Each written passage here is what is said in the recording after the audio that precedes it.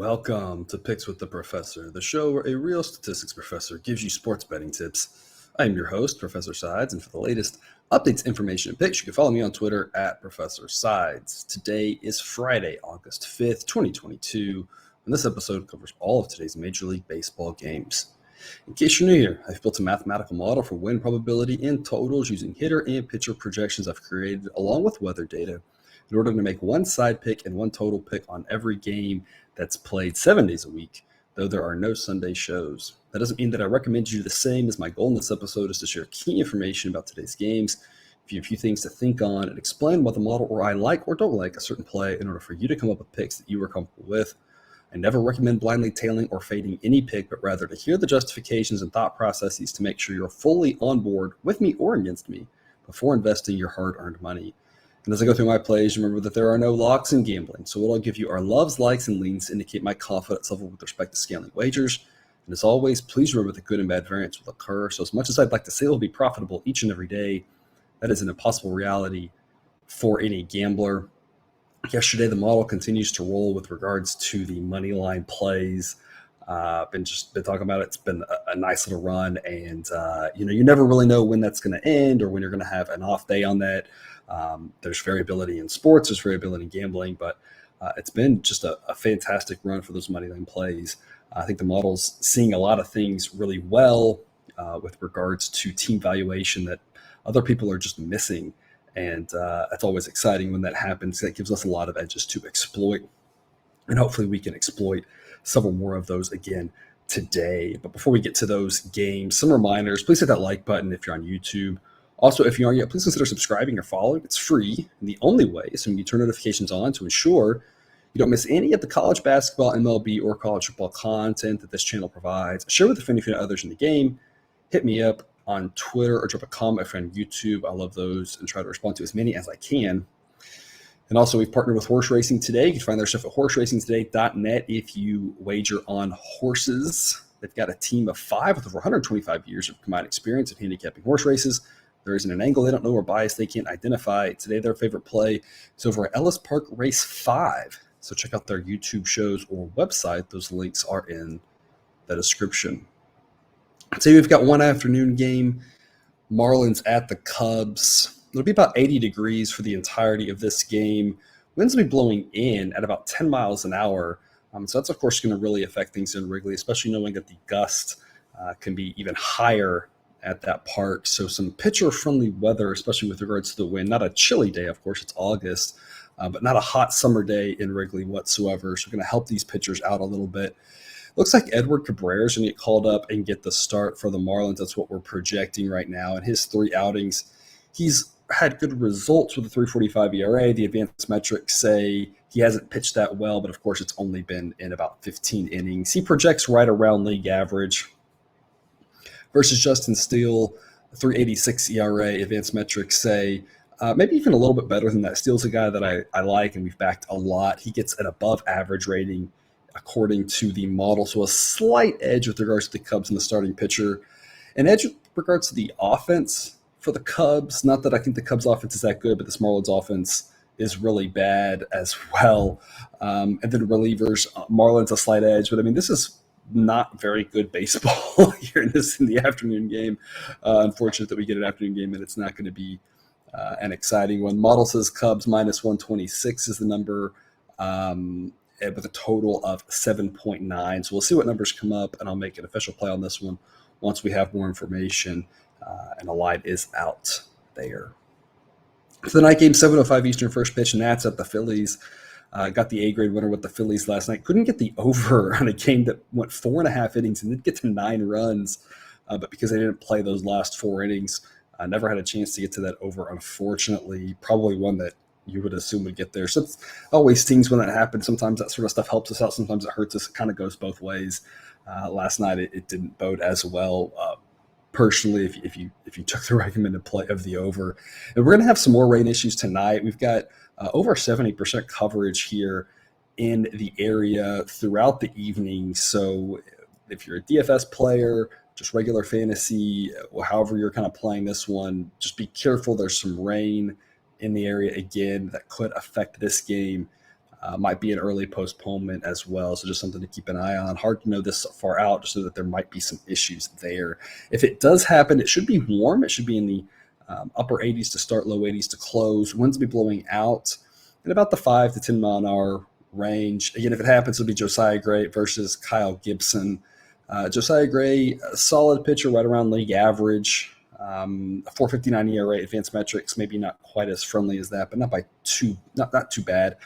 Kyle Gibson on the other side of league average, just a little bit better, a 4.60 ERA, but the underlying metrics say it should be more in the low fours. So a little bit of an edge with regards to the starter here for the Phillies, not by much.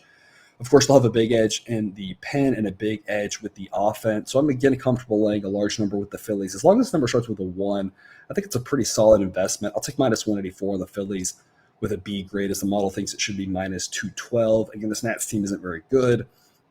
And until the numbers just start getting ridiculous, I think for the most part, we're going to be continuing to fade the Nats. And again, as we've been talking about, the models really like this Phillies team and mostly profited off of them lately, just with books and bettors, not quite realizing this Phillies team is, again, a little bit better than people are giving them credit for. And the prices are just a little bit short. I think this number's short at minus 184. Again, I think it should probably start with a 2. So as long as you're getting a number that starts with a 1, I think it's a good investment in the Phillies. Even though I don't generally love laying these big prices, I think this is one that it's fine to. Model says the total should be 8.7. Books have it at 9. I'll take a chance on the under here, but I think it's priced fairly well. I'm not convinced this game even happens, or if it does, it goes a full 9 innings. So the total market might not be one that even gets any play tonight anyway. 7:05 Eastern start time. Pirates at the Orioles will be mid-80s to start in Baltimore, upper 70s to close. Similar rain chances there as Philadelphia, of course, being just down the road. Very similar story with regards to the amount of rain. Something to keep an eye on here. As another game that might not end up happening. Slight breeze blowing out, should stay under 5 miles an hour. Mitch Keller versus Dean Kremer. Mitch Keller, 4.37 ERA, underlying metrics a little bit friendlier than that. Say his ERA should be around 4. Dean Kremer, kind of the flip story, 3.86 ERA. But the underlying metrics say it should be in the low 4s. Both pitchers are fairly average. The model thinks there's a slight edge in Keller's favor, but it's probably rounding error at this point. Orioles still have a better offense than the Pirates.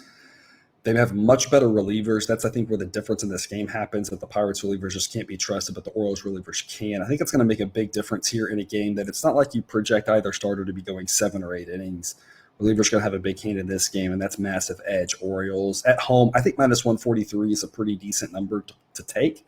It's a B grade pick for me. They're not enough value to give it an A grade. As the model says, it should be Orioles minus 150. If you could get something like minus 135, maybe even in the upper minus 130s, I'd be comfortable giving that an A grade.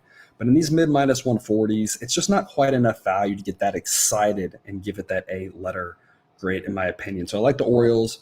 Just don't love the price. Again, I like the investment. Don't love it. B grade for me there on Baltimore. And the total, the model says 8.9. I'll take over 8.5 at minus 115. I think it's priced fairly well. I can't give it anything better than a C grade, though. The Pirates are a team that you never trust to score runs, and you always trust to give up runs. And so that makes for a confusing setup with regards to their totals. Again, model thinks that it's more of a situation to go over, but then with the rain, if this game gets delayed and played later in the night, it's just going to get wonky. And again, a game that might not even go 9 innings. So it's a total market that I just think is just got too many things happening to really I think it's a good investment, especially at this time of the day, unless you listen to this, right before first pitch. And then you have a much better idea of what the weather's going to do than I do as of the time of this recording. 7:10 start time, Braves at the Mets. It'll be mid-80s in New York around first pitch, closing around low 80s. Chance of rain in this one as well. Not quite as bad as in Philadelphia or Baltimore, as we're looking at more 50 to 60% coverage. But still, rain could play a big part in this game with regards to a late start and or delays and or not going 9 innings and or maybe a postponement. So a lot of things on the table here with regards to the weather in this one. The wind is projected to be blowing out, but not very strong. And so not much of a wind effect there. Slightly warmer night in a pitcher-friendly ballpark probably washes out, and we probably end up with fairly neutral weather with regards to hitter or pitcher friendliness. Ian Anderson versus Taijuan Walker. Anderson, a 4.99 ERA. Now, the underlying metrics do say that it should be more in the low 4, so not as bad as that ERA would indicate, as Anderson is a little bit above average according to the model. Taijuan Walker, 279 ERA, not that good. He's had some really, some good friendly bounces, a lot of runners left on base, that sort of thing. Also pitching in a slightly pitcher-friendly ballpark. But the underlying metrics say it should be more in the mid-3s. Still good and better than Anderson. He gets a 92 rating, but not as shiny as that ERA might indicate at least. So again, a small starting pitcher edge for the Mets. Again, maybe considered rounding error, though, in that it's not that I think Walker is light years ahead of Anderson. I do think he's a little bit better, but not by a ton.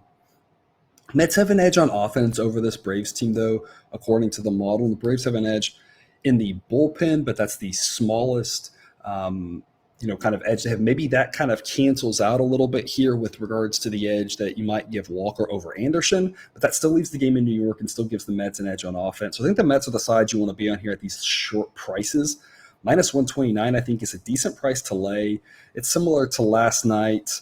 This one I'm giving a B grade, though, as the model says minus 135.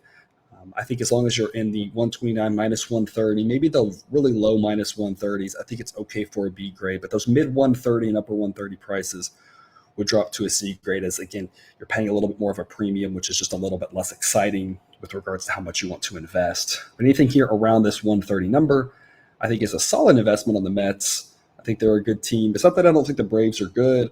I just think this price point is a decent one to enter in on the Mets.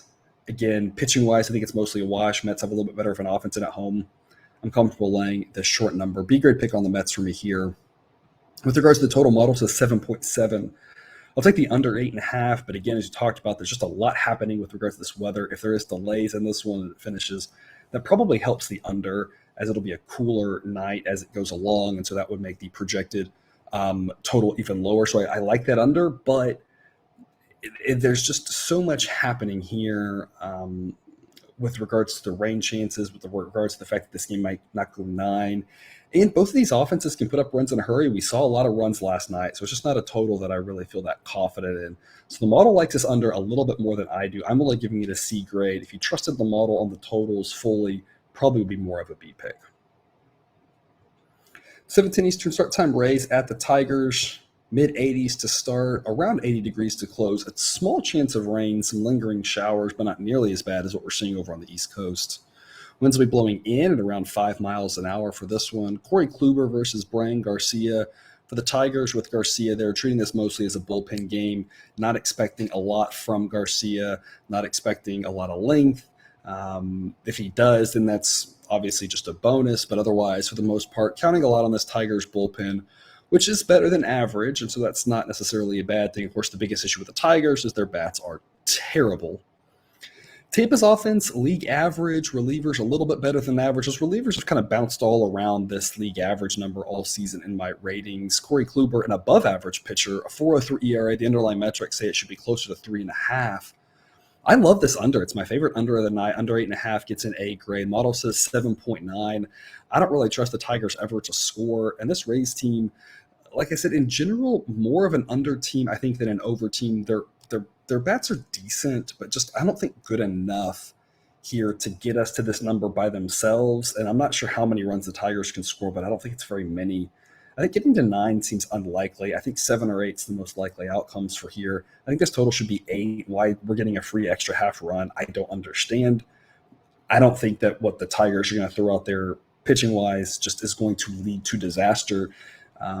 With regards to that quality. So I think under makes a lot of sense here. Like I said, I think it should be 8. I love under 8.5. And I'll take a chance on the Tigers at plus 175 with a B grade pick. The model says it should be raised minus 141. This is absolutely a Tigers or pass situation. Laying prices like minus 200 or even in the minus 180s, minus 190s on Tampa is just way too extreme in my opinion.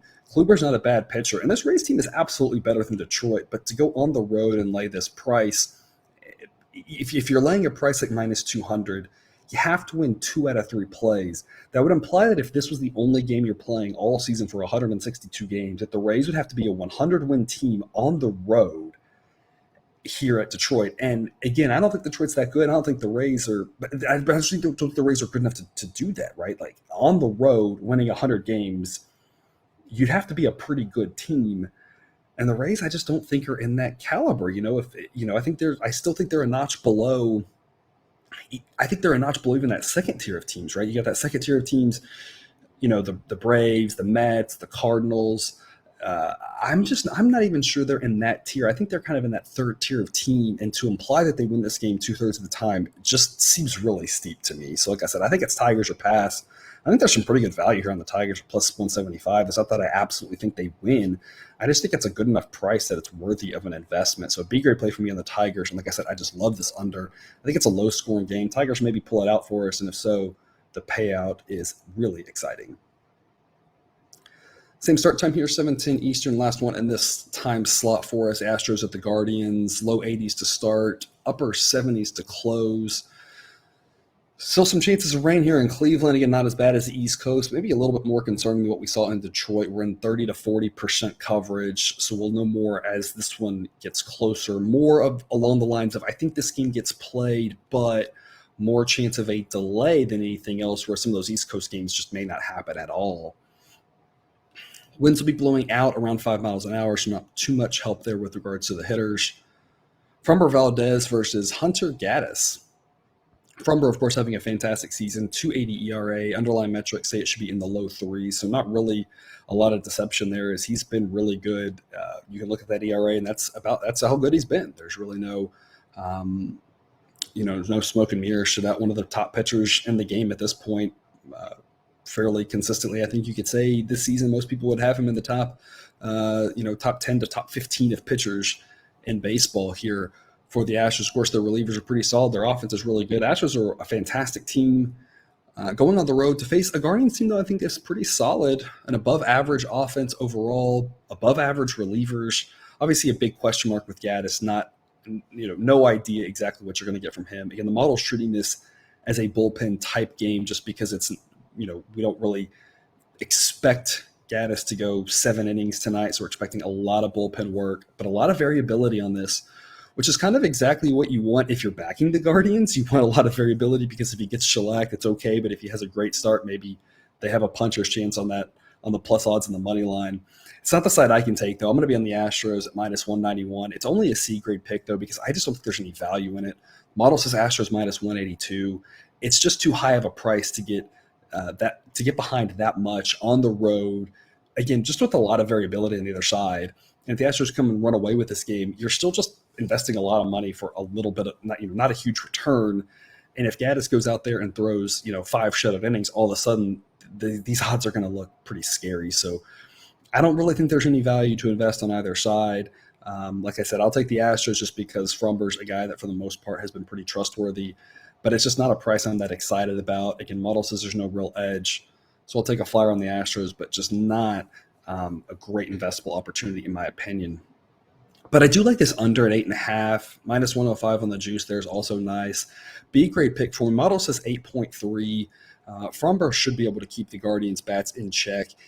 And again, we talked about don't know what we're going to get with Gaddis, but the good news is if he pitches well, this under is going to look great. And if he doesn't, you're turning it over to a Guardians bullpen that is pretty good. And so assuming he would have a quick hook out there, then it's a situation where at least the Guardians have a lot of good arms. A couple of them will probably give up runs, but it's not a situation where you expect any pitcher just to get hung out there to dry and end up giving up 6 runs by themselves. That's what really could kill this under. So I think enough decent arms for the Guardians. I think it kind of plays out similar to last night. The Astros are the better team. They probably should win. They score a handful of runs. The Guardians probably don't score that many, and I think we can stay under this 8.5. So B-grade play for me on this total is my favorite investment for that game. To the 8 o'clock Eastern games, White Sox at the Rangers. Dylan Cease versus Glenn Otto. And this one, of course, Dylan Cease, fantastic pitcher, 2.01 ERA. Now, the underlying metrics say it should be more in the upper 2s, which is still really good. He may not be as good as that 2.01 ERA, but saying he should be in the upper 2s. Again, still a phenomenal season for him and still a great pitcher for the White Sox here in Dylan Cease. Definitely a guy you want to back and a guy you trust when you do. Versus Glenn Otto, which is kind of the opposite story, a 5.50 ERA on the season. The advanced metrics say maybe he's not that bad, but it's not that pretty as the advanced metrics say his ERA should be in the low 5s. Pretty big starting pitching mismatch here in favor of the White Sox. But when you consider the fact that Again, the White Sox are a much better team against lefties. Otto is a righty. Offensively, I think these two teams are about even. Now, the White Sox do have an edge in the bullpen, but half the game is offense here. And so when you consider half the game being offense, it's a wash. The game is in Arlington. The edge that the White Sox have, they'll absolutely have an edge on the mound, but that's the only edge they'll have. And they'll have an edge all 9 innings. But again, they only have an edge in half the game on the road. These prices are just too high for me on the White Sox. It's Rangers or pass, in my opinion. It's not that I don't think Cease is good. I do. The model does as well. If your thought process is Cease is good and I'm going to back the White Sox, I hate to break it to you, but that's not really where you have an edge because everyone else knows that as well, and the sportsbooks know that as well too. So you're just playing along with what everyone else says, but they've already priced that in. We want to try to find situations where we think something different from the book, and that's where we're going to get our edges. And again, the books are treating Cease as if he's a top 5, top 10 type pitcher, and he absolutely might be. The model thinks he's a little bit below that, but either way, there's no way that you think Cease is better than what the books are pricing him at because they're pricing him really high already. So I just don't think I can back the White Sox at a price like minus 180, minus 190. Again, knowing that half the game is offense, and that's kind of a wash in the games in Arlington, I just think it's way too steep. I'll take a flyer on the Rangers here at plus 165. It's not that I love it. I don't love fading Dylan Cease. I just think that it's probably worth an investment here at these plus odds. As the model says it should be White Sox minus 149. Weird things happen in baseball. We saw a lot of upsets yesterday. We've seen a lot of upsets here already this month. It's not that I'm saying the Rangers do win this game. I think they win it about 40% of the time. But again, at plus 165, if they win 40% of the time, that's a pretty decent investment for us. However, only a C-grade pick just because I don't want to be too heavily invested going against a guy of Dylan Cease's caliber. With regards to the total, I think it's priced fairly well. The model says 8.2. I'll take a chance on this over 8. I like the minus 103, but only a C-grade pick. For the same reason, I can only be so confident on the Rangers that Dylan Cease can go out there and throw 7-8 shutout innings. And at that point, the over is probably dead. So I'm not going to be overly invested in the over or the Rangers, even though I do think those are the right sides. It's just one where we don't have to invest full normal wagers on both of those. Even if they are the right sides, we can scale back and or pass on them just because they're not comfortable wagers, in my opinion. 8:10 Eastern first pitch. Reds at the Brewers. Robert Duggar versus Eric Lauer. Duggar gets a 116 rating, projects fairly poorly here for the Reds. Pretty big edge in the starting pitching department here for the Brewers. Lauer is probably pretty league average. A 3.75 ERA. Underlying metrics say it should be in the low 4s. And, of course, as bad as the Brewers bullpen had looked this last series against the Pirates, where we kept saying there was some value on the Pirates at those plus odds, kept getting winners miraculously there. And as bad as that Brewers bullpen looked, the Brewers bullpen still is light years better than the Reds bullpen. And as up and down as that Brewers offense can be, still better than the Reds offense, in my opinion. So I'm flipping back here now. I'm on the Brewers here at minus 220, and it's a B-grade pick. I thought laying these giant prices with the Brewers on the road didn't make a lot of sense earlier this week, and that was proven right over and over again, kind of to the surprise of all of us probably, for the Pirates to win as many games as they did. But now that they're coming back home, I think this price is pretty fair. This is a little bit of an overreaction. Baseball's random. Weird things happen all the time. The Nats win 2 out of 3 in LA. The A's, sweep the Astros. And all of a sudden, we're not going to now say the Astros are terrible. We're not going to say the A's are going to make the playoffs. We're not saying the Dodgers are still not the best team in the NL, right? Just because 2 or 3 games don't go your way, it shouldn't really change your opinion that much. It should be just one small data point. And this Brewers team really struggled in Pittsburgh, but those prices were just kind of crazy for them being on the road. I mean, home field matters still, maybe less about the crowd and the fans and more about just the travel, being in a different field that you're not as comfortable with, maybe a little bit of umpire bias. I mean, there's just a lot of little things that kind of add up, and those prices for the Brewers on the road didn't make a lot of sense. But at home, I think 220 is an okay price to lay. So the model says it should be Brewers minus 235. So B-grade pick for me on the Brewers. And I'll take this over 9 at plus 102. Around even money is a B-grade for me on this over. The model says 9.1. I think 9 is fairly likely. So as long as you're at even money, I think it's a pretty solid investment. If you were having to lay minus 105, minus 110, this over would drop to a C-grade. But I think over's got a decent chance to hit. If this Brewers bullpen continues to give up some runs, we feel confident the Reds bullpen will give up some runs. There could be a lot of runs late in this one. I like this over 9 here. B grade pick for me there, and B grade pick on the Brewers. Even though the odds are pretty high, I'm comfortable with a B grade pick there as long as you're at about 230 or better in my grade book. 8:10 Eastern start time. Red Sox at the Royals. A hot one in Kansas City. 90 degrees to start, mid 80s to close. Winds will be blowing mostly across, so no wind effect. Just massively warm weather to make the ball carry. We got the B grade over last night in this one. This is my favorite over of the day, an A grade over, 8.5 minus 125. This total should be 9, maybe 9.5. And so we are having to pay the juice here. But I think 9 and 10 are the two most likely outcomes. So I love this over 8.5, even with the juice. I'd still go A grade over 9 as long as the juice was more in the minus 105 to even money range. See, I think 9 is a reasonable outcome, and if you push, that's not the end of the world. But I think 10 is much more likely than 8 is. Ball's going to fly in this hot weather. Both of these offenses seem to put up some runs. Both of these sets of relievers seem to give up some runs. You've got two pitchers in Winkowski and Greinke that both rate below average in the database. And there's going to be a lot of runs tonight, hot night in Kansas City, hitter-friendly ballpark. This total doesn't really make a lot of sense to me. My favorite over of the day here, over 8.5, A grade in Kansas City. With regards to the side, I think it's priced fairly perfectly. I don't really think there's a great investment opportunity as of now. Model says Red Sox minus 106. I'll take the Red Sox minus 110. Just a lean, not one that I'm excited about whatsoever. The Royals will have an edge on the starting pitcher department with Zach Greinke over Josh Winkowski, not by much. Greinke's ERA at 4.41 is probably pretty accurate to where he is. The underlying metrics say it should be around 4.5. Winkowski, though, not any better. 5 ERA, and the underlying metrics say it should be in the upper 4. So two below average starting pitchers.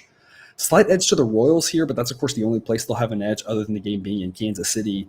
And so I think the the Red Sox bullpen edge and bats edge make them slightly more likely to win, but not by enough that laying a price at minus 110 is exciting.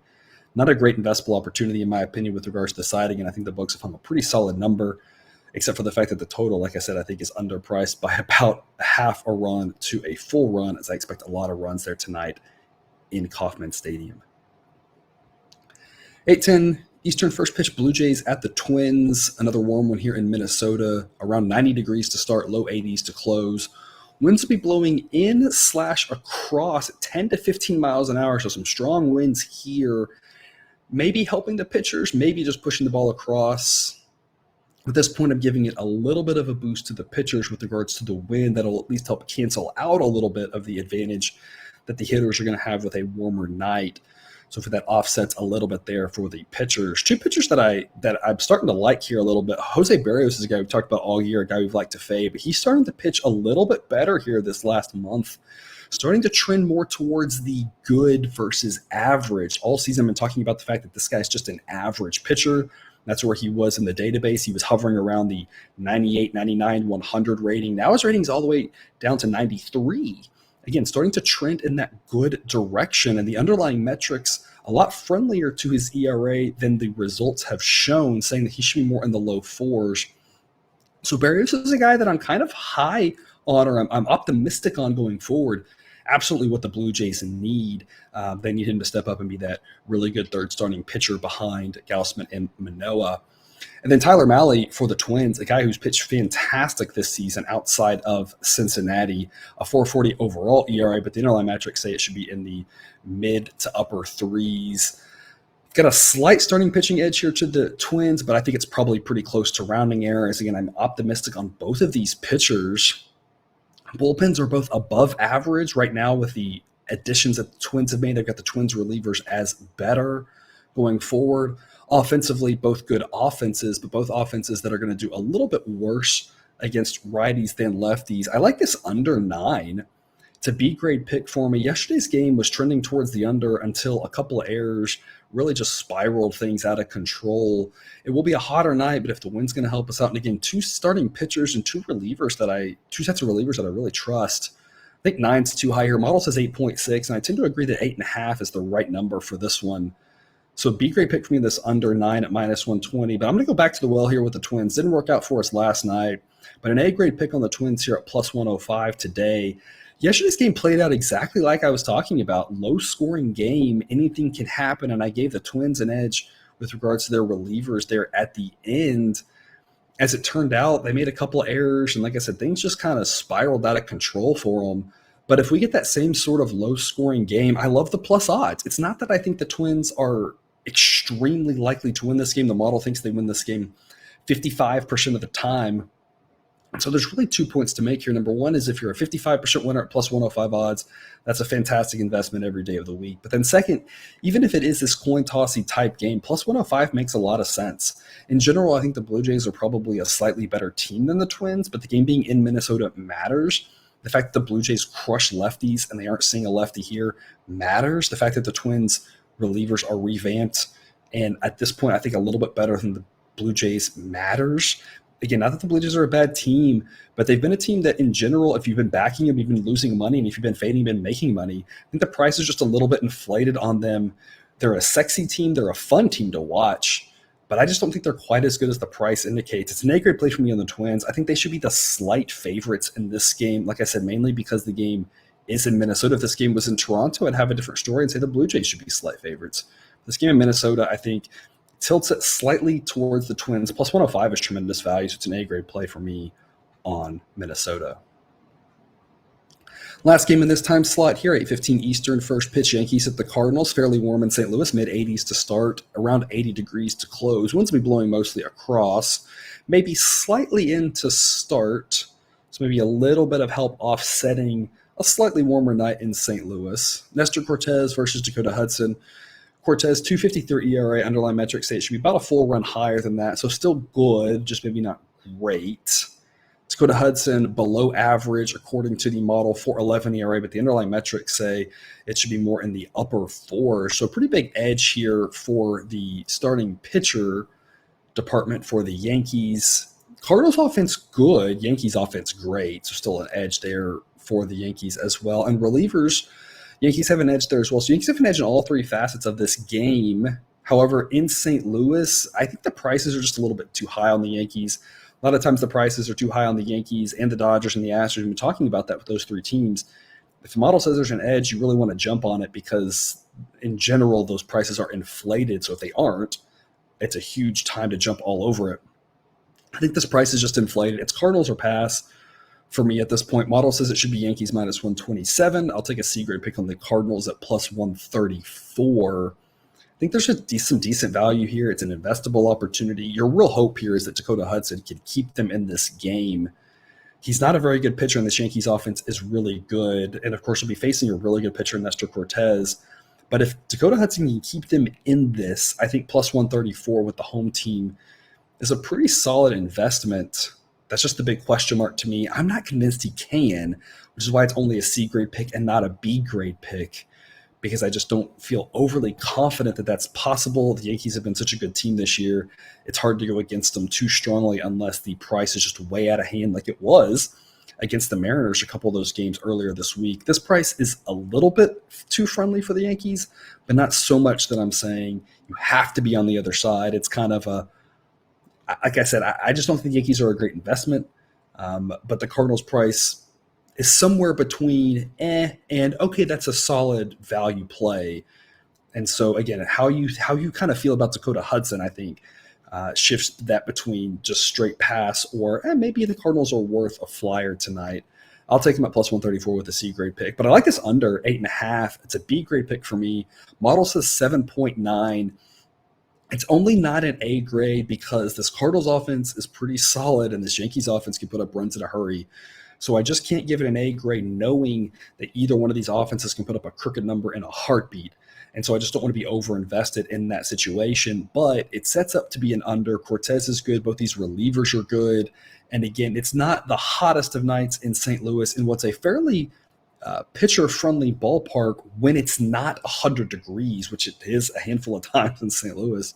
But when it's not those 100-degree temperatures, again, fairly pitcher-friendly there in St. Louis. So I think this total should be 8, not 8.5. So some good value here. I like this under B-grade pick. Like I said, just can't get to an A grade knowing how good these offenses are. It's just too much variability to invest that third unit in. So the late games, 9:40 Eastern, first pitch, Rockies at the Diamondbacks, German Marquez versus Madison Bumgarner. A Rockies team we're constantly talking about that hits lefties much better than they hit righties. They'll get a lefty tonight in Bumgarner, and I think that sets them up for success. It's a B-grade pick for me on the Rockies at plus 115, as I think they're being a little bit disrespected here. Got the winner yesterday in San Diego with those massive plus odds. The Padres team that projects really well, but it was just really overpriced yesterday. It gets a Rockies team that's somewhere between meh and bad, and they're not just quite as terrible as maybe the price indicated against the Padres. And the same thing here. I don't think the Diamondbacks team is very good. I think they're getting a little bit too much respect at home. 115 is a solid price on the Rockies. The model says this should be 111.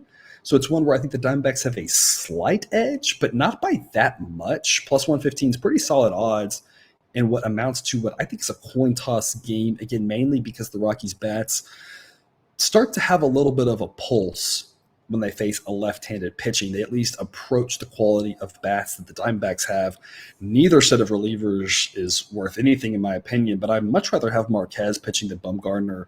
So I think the fact that the Rockies bats being against a lefty for however, the first 5-ish innings of this game kind of can make the bats a wash, the relievers are a wash. The game's in Arizona, but I'd much rather have Marquez. Give me the Rockies here at these plus odds.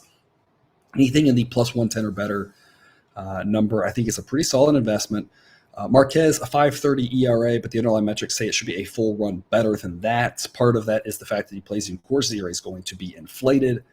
Bumgarner, a 3.83 ERA, but the underlying metrics say it should be a full run higher than that. So if you ignore ERA and just consider the advanced metrics we often talk about, the FIP, XFIP, XERA, Sierra, all those fun things like that, most all of them will indicate that Marquez is a better pitcher than Bumgarner based off how they pitched this season, and based off of the last couple of years, you would have the same conclusion. I've talked about Bumgarner, a guy that maybe the last couple of years aren't as relevant, but nevertheless, even this year, I would still say Marquez is the better pitcher.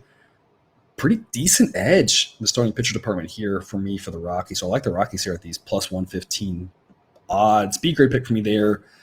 And a total that I think is priced fairly well. Model says 8.6, so I'll take a chance on the over. I like the minus 101 odds here, but only a C-grade play. These two teams are just so terrible at times. It's hard to figure out what they're going to do. Their relievers are just so bad, and every once in a while they just kind of find it, and they can each kind of mix and match. But any one of these sets of relievers can give up runs at a heartbeat, so it's just not a great total market to invest in unless the price is really off, just because I don't know what I'm getting from either set of these relievers. Otherwise, though, I think over probably makes a little bit more sense than anything else, if nothing else, based off of the odds. Given I think the 8.5 is a fairly decent number here, I'll take close to even money and say that's a better investment than anything else, but I like the Rockies more than I like messing with totals in this one tonight. 10:10 Eastern first pitch, Padres at the Dodgers, mid-70s to start in LA, upper 60s to close, winds blowing out around 10 miles an hour to start, 5 to close, kind of that standard night that we often see in Los Angeles. Sean Manaea versus Tony Gonsolin. This may come as a little bit of a shock to you, but I think these two pitchers are probably much more similar than you'd think. Manaea does have a 4.25 ERA to Gonsolin's 2.41, but if you compare their underlying metrics, Manaea's ERA is fairly representative of who he is, maybe slightly better than average. It could give you some length, but just so up and down is not by much. But Gonsolin, underlying metrics, his ERA should be in the mid to upper threes. Not a guy who you'd feel that confident about going forward. And a guy we've talked about for the last month or so, a guy who's just a lot of smoke and mirrors with regards to that shiny ERA. The ERA is starting to rise, and I expect it to continue to do that for the rest of the season. Maybe not all the way to the mid-upper threes because he's already banked a lot of really good innings, but a guy who I expect that ERA to continue to trend up on, and a guy who I think isn't really any better than Manaea. I think these two starting pitchers are an absolute wash. And offensively, I have the Dodgers offense now as slightly better than the Padres, very slightly, but when you consider the lefty-righty splits, we talked about this again with Chris Taylor still being out for the Dodgers. This Dodgers offense is extremely left-handed heavy, thus they project worse against a lefty in Manaea. This Padres team projects a little bit better against righties. Talked about that yesterday. That might hurt them going against Freeland, going against the lefty. Now today going against a righty. I project this Padres offense today to be better than the Dodgers in the fact that they're going against a righty, the Dodgers are going against the lefty. So I give the Padres an edge on offense tonight, slight one. Starting pitchers, I think, are a wash bullpen-wise. Padres bullpen improved. Dodgers bullpen still better. So Dodgers have an edge in the relievers, and they're at home, but I can't justify these prices in the minus 150s and minus 160s. Models say it should be Dodgers. Models say it should be Dodgers minus 124. Padres at plus 139 is a fantastic value opportunity, in my opinion. It's an A-grade play for me. I think this is a coin tossy type game. I give the Dodgers a little bit better of chances than 50-50. Model says 55%. And at 45%, if the Padres win this that many times at plus 139, it's a fantastic investment opportunity for us. It's an A-grade play for me in the Padres. I think anything can happen tonight. I think you got a lot of variability in both starting pitchers. Manaea is a guy who can go out there and get lit up, or he can look fantastic. And Gonsolin's kind of the same way. He's had some good results this year, but it wouldn't surprise me if the Padres put up a crooked number off him early and get out to a nice lead. Anything can happen here with regards to the starting pitchers. Again, both good but not great. Both offenses are really good.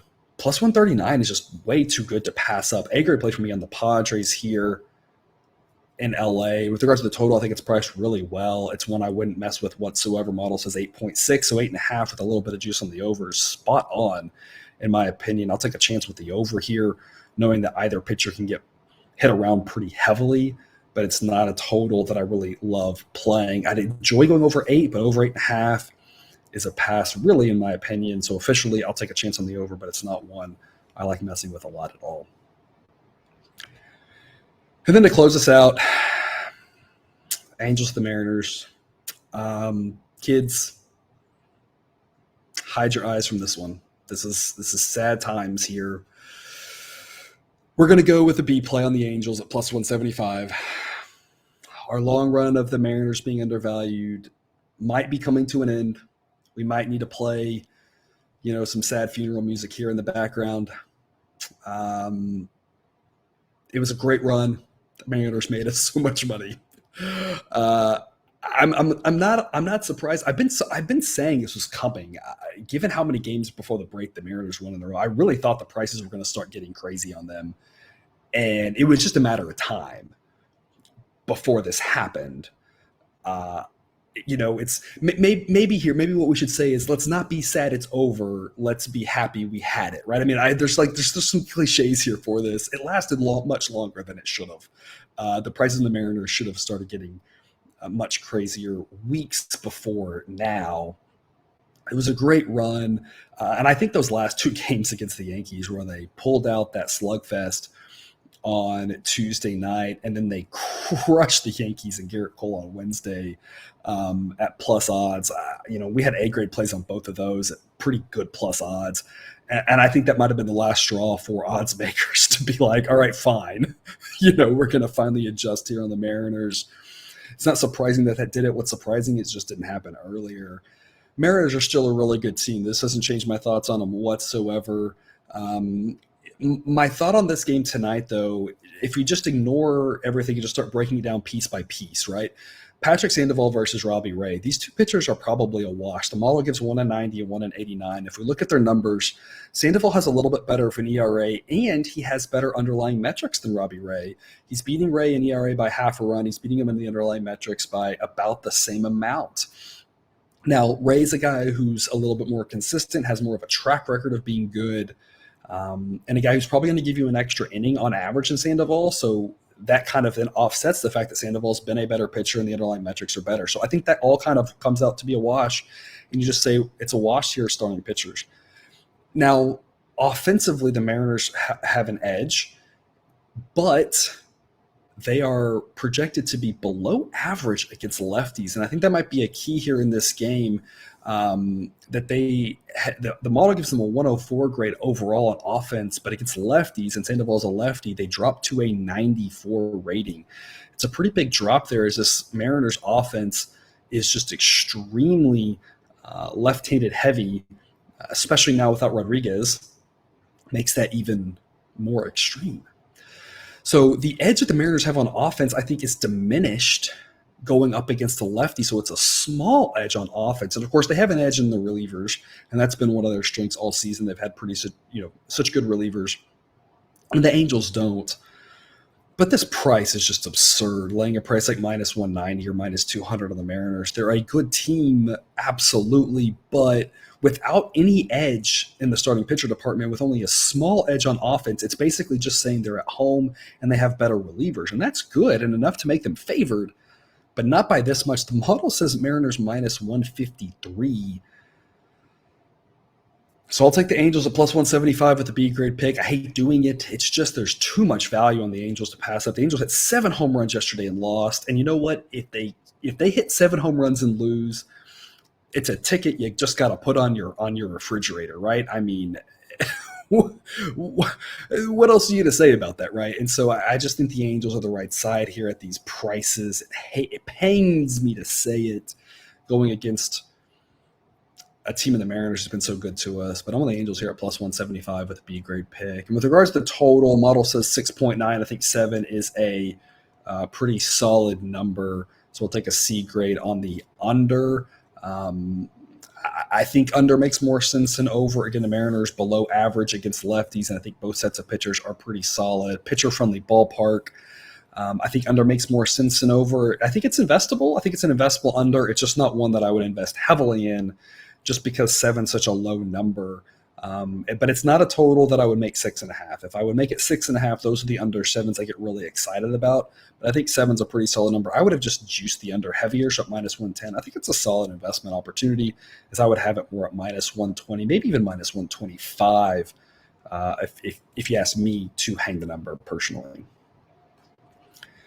And that wraps up today's games. I'll recap the A plays. Got 4 of them right now, again, with an extra pick pending on the Marlins and Cubs later. My A plays for the moment, I've got 1 under and 1 over. The under is Rays and Tigers under 8.5, and the over is Red Sox and Royals over 8.5 with some juice. And then my 2 A-grade money line plays, both underdogs. Twins at home at plus 105 and Padres on the road at LA at plus 139. Just need one of the 2 A-grade money line plays to win, and we're profitable on the 2. So maybe, obviously it's great if we can get both, but just one of the 2 at plus odds makes for a profitable A-grade money line set there.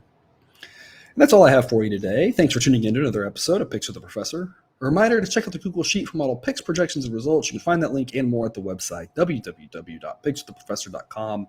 If you haven't done so yet, please click that subscribe button to ensure all the sports betting content we provide on this channel is dropped right into your feed. I will see you tomorrow, and until then, remember, you can eat your betting money, but please don't bet your eating money.